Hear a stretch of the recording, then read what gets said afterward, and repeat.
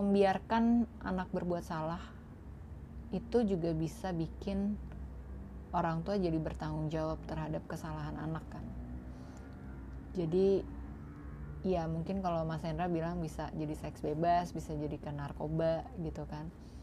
Lah kalau dia jadi serakah, jadi maling. Iya ya. Baik, selanjutnya aku pengen bicara soal ini ya. Kita tahu mega bintang sepak bola dunia gitu ya. Sebut aja misalnya kayak Cristiano Ronaldo gitu. Dia membatasi banget anaknya udah usia 12 tahun tapi nggak dibeliin iPhone gitu ya. Biar fokus ngedidik anak untuk berusaha kerja keras dari kecil gitu. Termasuk juga menghindari makanan-makanan tertentu gitu yang akan membahayakan dia ketika nanti dia remaja dewasa gitu. Saya pengen di dua hal fokus di situ dulu Kak Asem. Pandangan-pandangan pikiran Kak Asem tentang tadi bagaimana soal gadget gitu ya, anak-anak gitu ya.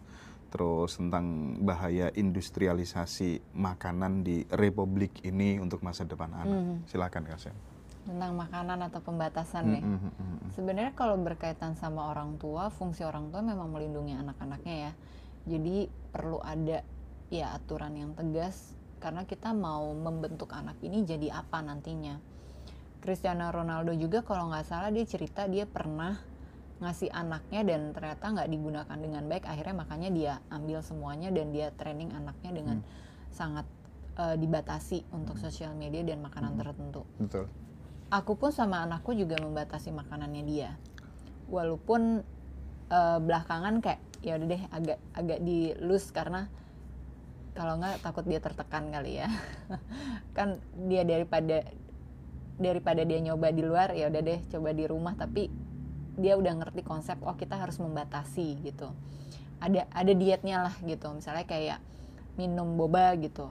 Cuma boleh sebulan sekali atau enggak 2 minggu sekali gitu. Nah terus kalau masalah gadget ini yang agak susah banget karena sekolahnya juga pakai itu, pakai gadget, pakai komputer kan. Jadi lebih ke tidurnya atau durasi waktunya. Jadi dia boleh pakai itu karena untuk di sekolah, dan di sekolahnya juga ketika pelajaran itu dikumpulin kalau handphone. Kalau gadget juga gurunya cukup ini ya, suka muter keliling kelas gitu. Ini beneran lagi ngerjain atau jangan-jangan diam-diam nonton yang lain gitu kan. Nah terus di rumah ya kalau udah waktunya mau tidur jam 9 itu pasti udah dimatiin itu. Jadi memang harus banget sih karena kita tuh kan masih pakai cara filterisasi ya, karena kita belum bisa ngajarin anak untuk bisa punya kontrol diri yang baik.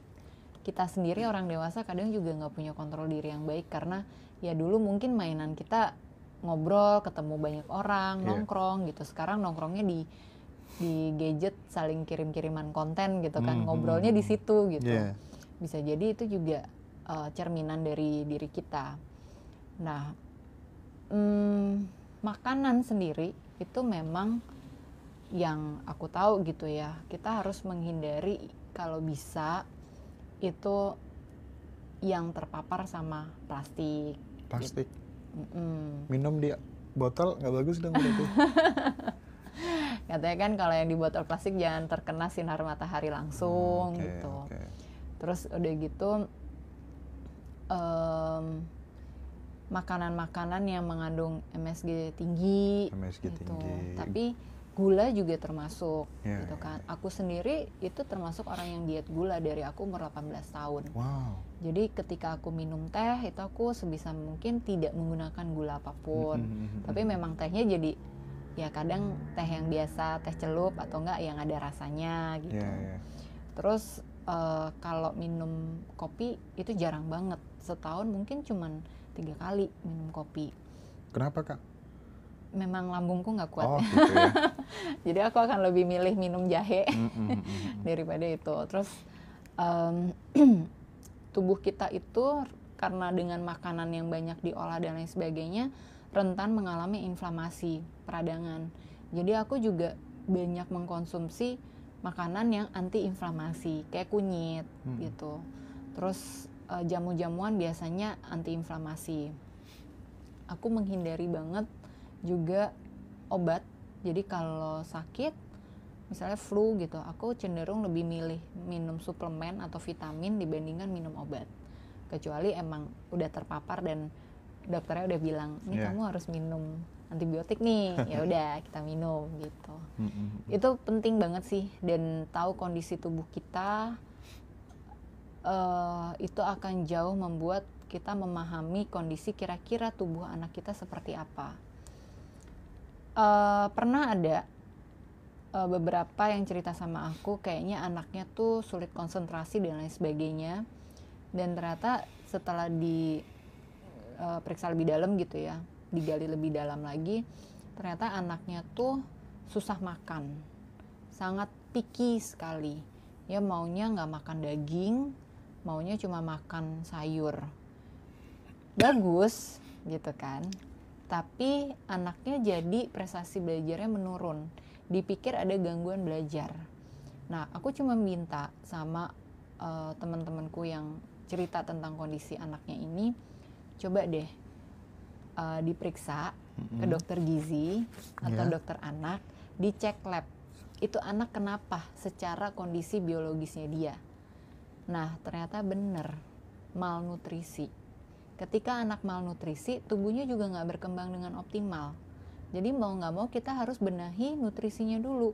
Ketika nutrisinya udah baik, ya anak harus makan daging sebenarnya.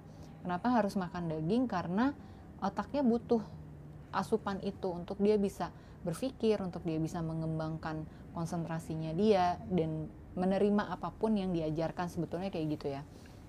Lengkapnya kayaknya mesti nanya sama dokter anak. Nah, ternyata setelah diperbaiki nutrisinya benar, konsentrasi belajarnya oke, anaknya jadi bisa lebih fokus, bisa lebih lama belajar, nggak gampang capek, nggak gampang lemes. Dan ketika kayak suplemen-suplemen vitamin D3 atau K2, kalsium, magnesium, iron, zincnya semua itu dibenerin gitu ya, ternyata anaknya bertumbuh dengan baik, dengan optimal gitu. Jadi nggak semua permasalahan perilaku anak itu berkaitan langsung dengan kondisi mentalnya, bisa aja itu kaitannya sama nutrisi. Dan kita sebagai orang tua bertanggung jawab banget untuk bisa memberikan nutrisi yang sebaik mungkin untuk anak kita. Oke, sip. Kalau misalnya ada orang tua yang punya pemikiran apapun yang dilakukan oleh anakku, ya, aku nggak akan larang gitu, aku nggak akan kontrol gitu, supaya dia benar-benar tumbuh menjadi, ya dia sesuai fitrahnya gitu. Aku tidak ingin kemudian ngarahin dia ke sini, ke situ, bahkan dia mau mecahin kaca tetangga pun, aku akan sibuk minta maaf dan mengganti misalnya, tanpa kemudian untuk kamu marahin dan lain sebagainya. Nah, kalau ada konsep yang seperti itu dalam perspektif pandangnya Kak Sem seperti apa kira-kira? Berarti kita jadi orang tua yang permisif, membiarkan anak kita apa aja boleh dilakuin. Kita nggak ngajarin dia untuk menempatkan diri di setting sosial apapun. Terus kita jadi orang tua yang membolehkan anak untuk melakukan apapun, berarti kan nggak ngajarin dia untuk tahu aturan kan. Iya. Itu bahaya sekali sebenarnya. Itu bisa sampai nanti seks bebas dan seterusnya, narkoba.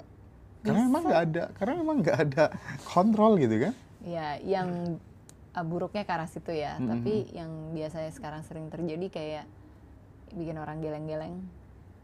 Mau sidang, yang ngomong sama dosen pembimbingnya orang tuanya.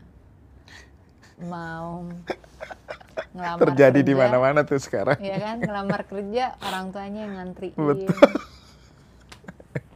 Iya ya Kak. Mau resign, yang pamit orang tuanya. Betul. Gitu.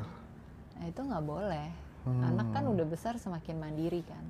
Nah dari mana? Dari pengasuhan kita bagaimana punya rasa percaya sama anak kita, dia bisa mengontrol dirinya kalau kita nggak pernah melatih dia untuk mengontrol dirinya. Itu miris banget sih. miris banget. Jadi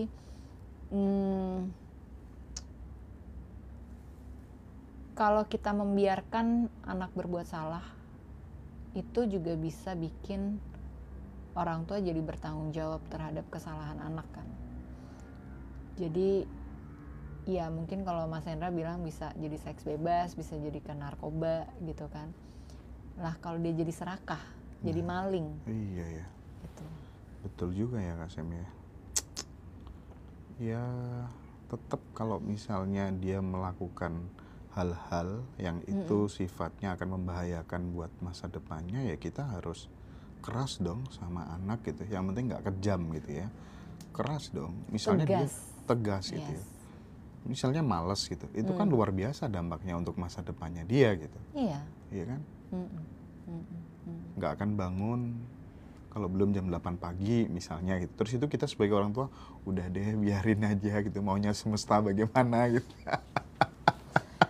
Ya kalau hari Minggu ya nggak apa-apa mungkin ya. Iya. Tapi bahkan kalau lagi libur aja aku selalu ini kok bangunin anakku pagi kok. Kamu harus bangun dulu pagi gitu. Karena rutinitas akan membentuk kebiasaan. Betul. Kebiasaan akan membentuk seberapa layak kita berjuang untuk memajukan apa yang ingin kita perjuangkan.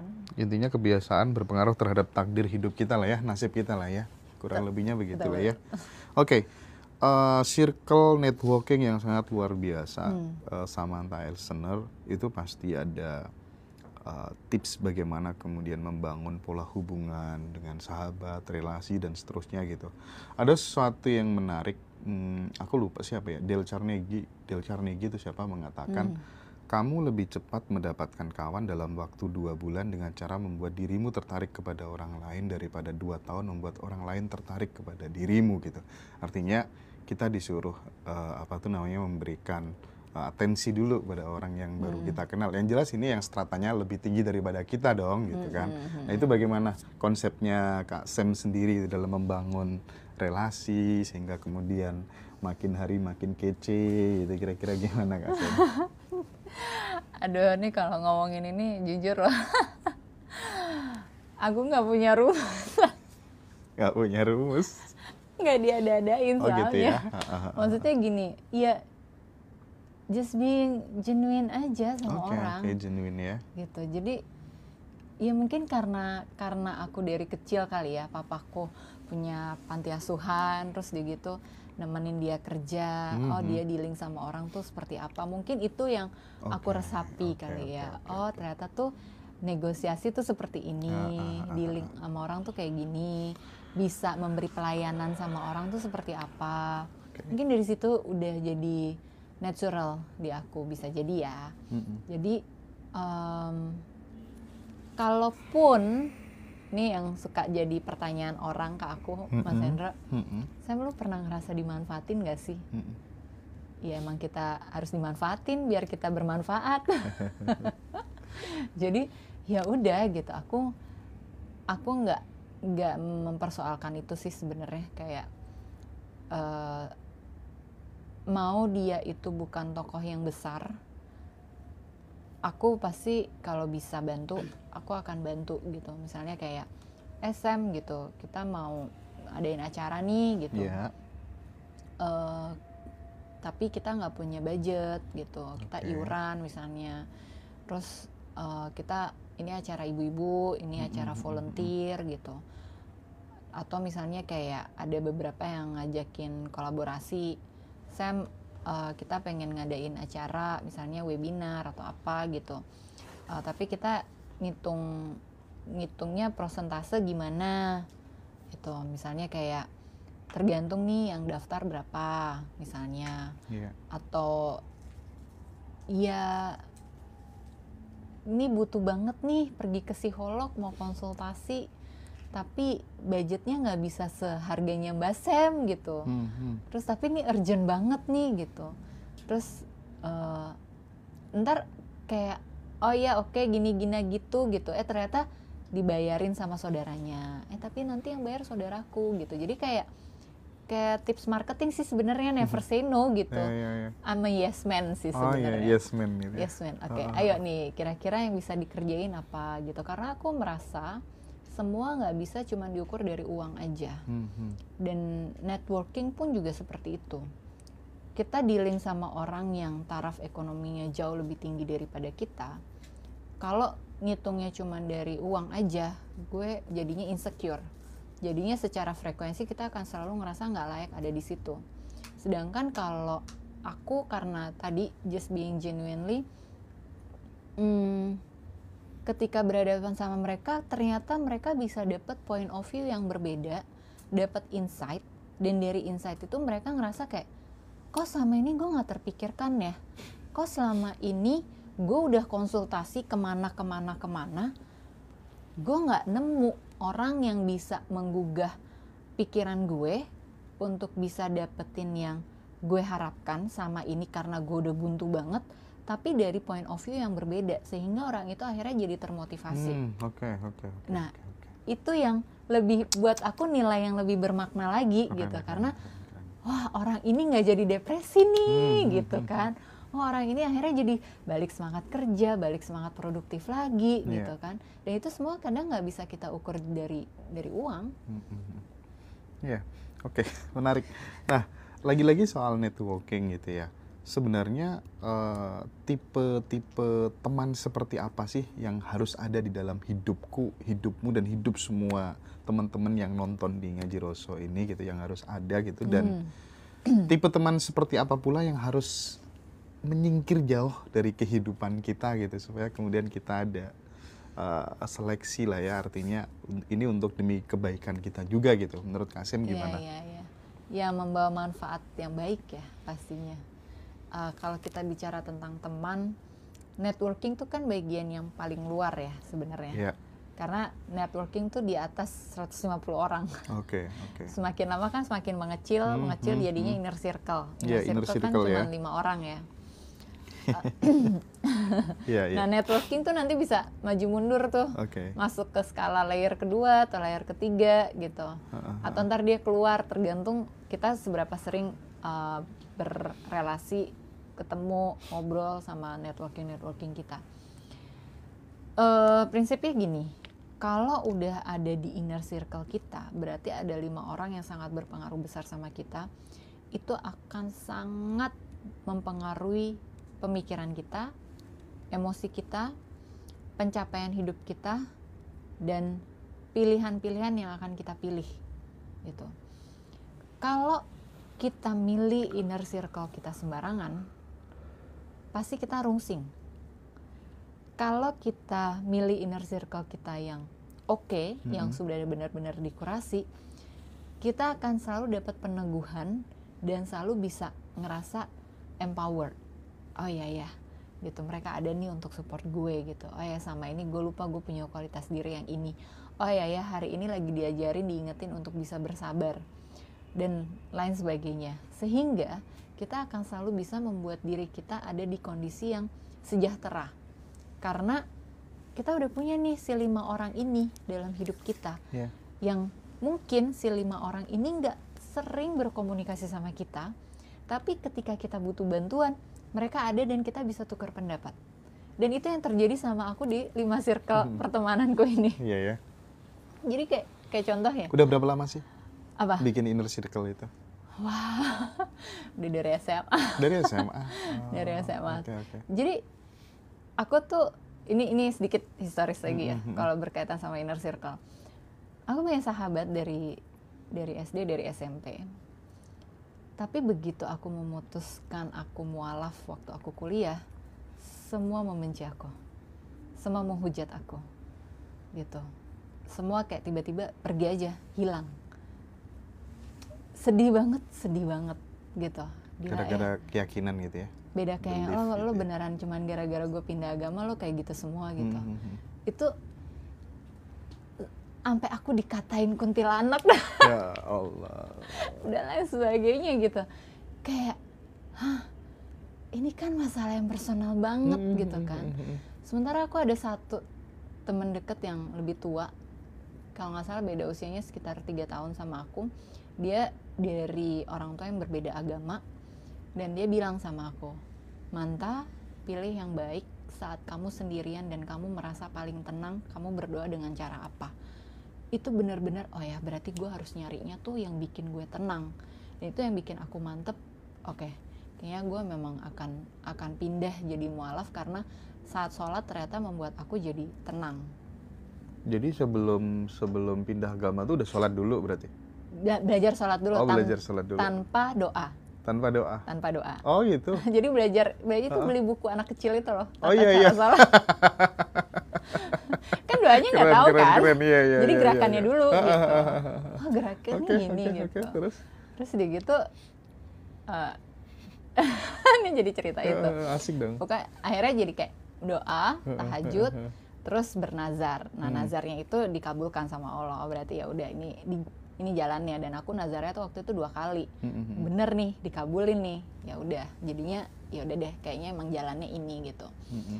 Nah, terus si pertemananku ini kan akhirnya jadi kekik semua tuh kayak bukan kekik sih, mereka yang pergi dari aku. Mereka yang menjauh dengan sendiri. Mereka yang gitu menjauh dengan sendirinya gitu kan. Terus ya udah nggak apa-apa gitu. Aku sedih banget gitu, tapi ya sudah gitu, ya mau gimana. Mereka yang merasa kayaknya udah nggak bisa atau nggak layak bermain sama Sam lagi, it's okay, nggak apa-apa gitu. Dan saat itu aku benar-benar struggle untuk bisa percaya lagi sama orang, tapi karena aku saat itu punya satu temen dari SMA juga yang kami pernah traveling bareng, dan aku juga dekat sama orang tuanya. Terus kita tuh kuliah di beda kota, jadi aku di Jakarta, dia di Lampung. Ya itu kan nggak pernah ketemu ibaratnya kan. Jadi kalau dia ke Jakarta aja lagi pulang, itu pun nggak bisa setiap kali dia pulang ketemu. Ya ketemulah main bentar, atau kita lebih banyak ngobrol, chat atau nelpon. Terus ntar kita liburan bareng lagi kemana kayak gitu. Itu tuh yang informasi-informasi pemikiran dia sama informasi-informasi pemikiranku tuh kadang kita saling kayak tuker-tukeran aja gitu. Dan aku tuh jadi suka surprise karena dia belakangan baru punya anak, terus dia bilang, gue inget banget tuh perkataan lo. Ya yang mana? Yang 10 tahun yang lalu? Masih ingat? Terus aku juga, gue juga masih inget kok apa yang lo sampaikan 10 tahun yang lalu ini gitu kan. Dan kita tuh gak pernah kayak saling ngejelekin atau gimana gitu, yang ya udah saling menghargai. Jadi itu meaningful banget dia buat aku sebagai teman, walaupun kita nggak selalu ketemu setiap minggu atau gimana gitu. Terus ada lagi yang kenalnya karena dia, jadi dia punya sahabat yang lain, terus karena dia suka cerita sama sahabatnya ini, terus pas dikenalin, kita ternyata cocok juga ya gitu. Akhirnya jadi berteman, jadi kenal di situ. Terus baru-baru inilah gitu kayak ketemu yang kita juga bisa share hal yang sama, kita punya value yang sama, kita nggak saling ngomongin, dan kita punya riwayat sejarah keluarga yang kurang lebih sama lah gitu. Itu jadi bisa deket juga gitu. Sama ya yang lainnya lebih ke dia tahu banget lah aku perjuangannya, nangis darahnya apa. Jadi tiap kali kayak sedih banget pasti nelpon dia. Kenapa? Sam lagi galau ya? Iya, gue butuh cerita itu nih. Itu yang inner circle ya? Itu inner circle. Jadi benar-benar kayak dia bisa dengerin, dan dia udah tarik nafas dulu gitu. Dia nggak akan nasehatin aku apapun, dia cuma akan ngingetin tarik nafas dulu Sam gitu. Terus ya di situ juga sama dia akan lebih banyak ngegosip sih, kayak sebetulnya sih bahasa kerennya memahami orang lain. Tapi ya kita si ini tuh gini-gini, dia tuh perilakunya gini-gini banget loh sama gue ini gitu kan.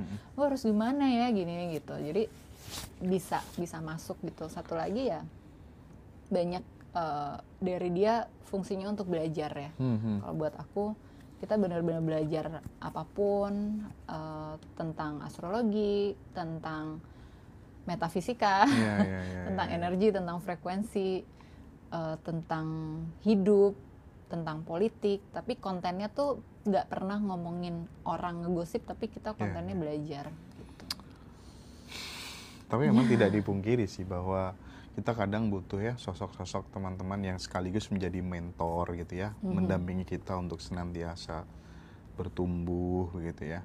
Tetapi keputusan untuk kemudian menjadi mualaf itu tanpa dipengaruhi oleh inner circle itu kah, atau dipengaruhi oleh mantan suami mungkin? Nggak ada. Nggak ada juga. Oh, okay. bahkan dia selalu bilang, Sam jangan pindah agama karena aku, karena kalau kita nggak bareng kamu pasti bakal kecewa banget. Iya. Gitu. Begitu ya. Jadi harus cerita ya. Iya dong. Momen apa gitu ya yang bikin ngambil keputusan sampai kemudian dibilang kuntilanak segala macam. Itu epic banget tuh si kuntilanak. Kok nangis lagi Kak Sam? Enggak, ini lagi nangis. Enggak, kali ini enggak. Jadi ceritanya itu dari kecil. Sebenarnya kan lingkungan di rumah tuh variasi banget kan. Keluarga juga beragam banget. Jadi kalau Lebaran yang ngerayain Lebaran, Natalan ngerayain Natalan gitu. Nah, aku tuh suka pretend play, main pura-pura pakai mukena yang kerja di rumah gitu, ikutan sholat gitu. Sebenarnya dari situ. Iya. Nah terus di keluargaku sendiri tuh kami punya ritual setiap malam tuh kami berdoa, kayak ada mini chapelnya gitu di rumah. Jadi berdoa di situ. Dan aku tuh selalu dipelukin sama papaku biasanya ya. Kalau enggak ya gelendotan ya, anak kecil gitu kan. Terus aku aktif di gereja, jadi putra-putri altar gitu. Setiap hari Minggu atau Sabtu tuh pasti ikut misa. Terus aktif dengan kegiatan gereja juga. Jadi pasti orang tuh akan sangat terkaget-kaget lah saat aku pindah. Jadi bahkan setiap pagi sebelum sekolah aku ke gereja, karena gerejanya di depan sekolah. Iya. Jadi orang tuh pasti akan terkaget-kaget. Aku tuh memahami sekali gitu. Sampai saat SMA itu aku tidak sekolah di sekolah Katolik lagi, aku di sekolah negeri. Again ya, karena papaku maunya ya biar kamu belajar tentang kehidupan. Kalau kamu di sekolah Katolik lagi dan semua sekolah yang isinya perempuan, which is aku maunya masuk sana, kamu nggak akan belajar kehidupan, kamu hanya akan belajar jadi anak yang jauh lebih ambisius lagi gitu. Oh, ternyata papaku sudah memahami. Jadi di waktu masa SMA itu ada masjid di sekolah, musola lah gitu. Enggak sih masjid sih, karena terus direnovasi jadi bagus gitu. Aku suka ikut temenku, kan gue kan jadi muslim kan, ikut temenku mereka sholat, aku tiduran di dalam masjid gitu dulu. Kok masjid tuh selalu adem ya gitu. Soalnya kata si ini enggak, jadi kan dulu yang namanya anak kecil terkontaminasi pandangan orang yang bukan Islam terhadap Islam gitu kan. Terus teman-temanku yang Islam tuh kayak selalu menjelaskan gitu, kita tuh harus sholat tuh ini dan pemahaman Islamnya lah gitu. Nah aku tuh karena ya suka berteman, jadinya ketika mereka sholat aku nemenin. Boleh nggak sih duduk di sini? Ya boleh aja Sam gitu, tiduran juga nggak apa-apa kok gitu. Yaudah, jadi waktu mereka sholat suka nongkrong di masjid lah gitu. Sampai aku kuliah, aku kos di dekat kampus.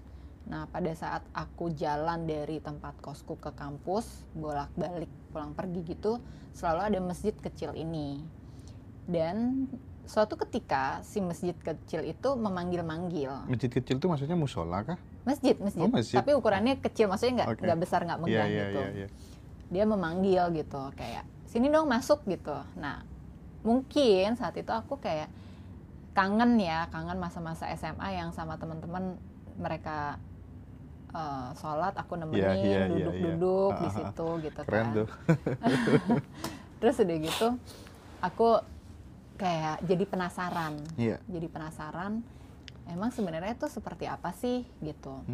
Tapi sebelum ada di momen itu, ada satu kejadian aku traveling ke Eropa, ke Swiss. Aku ketemu sama teman dekat mamaku, dan kebetulan dia juga sebagai psikolog yang ya praktek juga di sana. Terus kami banyak berbicara tentang masa lalu, tentang mamaku terutama. Itu di danau, aku lupa kalau nggak salah waktu itu danaunya di Lucerne. Jadi naik kapal sambil muterin danau gitu.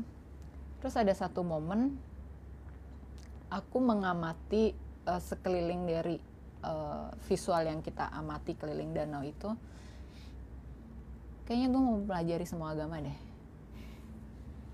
I don't think I have a lot of answer dari pertanyaan-pertanyaanku, karena dari SMP aku tuh bisa nanya sama guru agamaku kayak gini, yang hampir bikin nilai agamaku merah.